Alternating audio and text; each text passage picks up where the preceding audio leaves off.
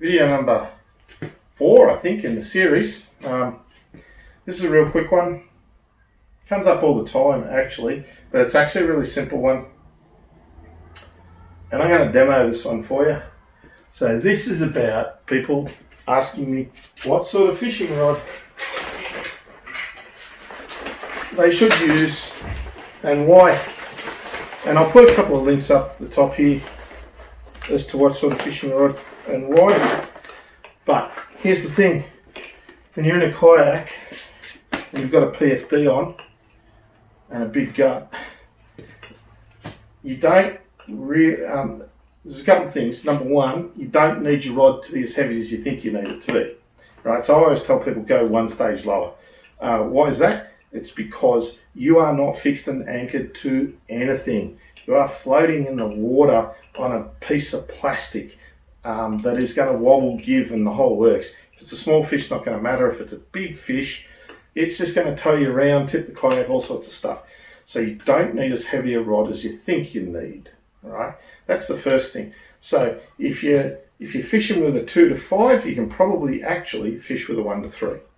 Right, so if you think like that, you can just keep scaling down all the way. Same applies to line and so on, although I'll touch on that in a sec. Right, but rods, that's what I'm here to talk to you about. Right, is you don't need a massive butt length on your rod.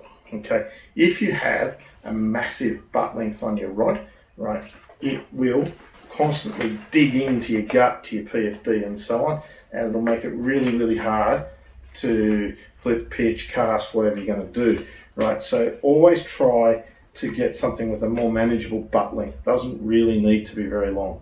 That's probably the key with the rods, right?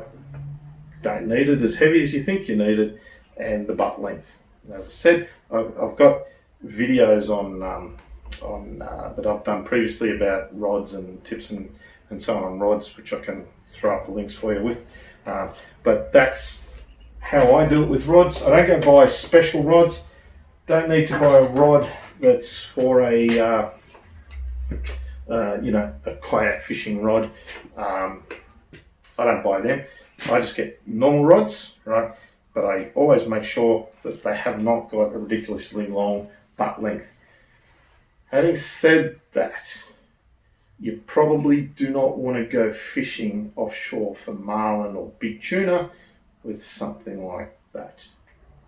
Okay, so it's like everything else, needs to be fit for purpose. So there will be times when you're going to need a big long butt length, right? But generally speaking, you're not going to do that. All right, so no special rods. You don't need special rods, just a little bit lighter. And you don't need a super short rod either. You go and buy a kayak specialist rod, supposedly, and you'll find it's like this bloody long, right? You don't need a super short rod, right?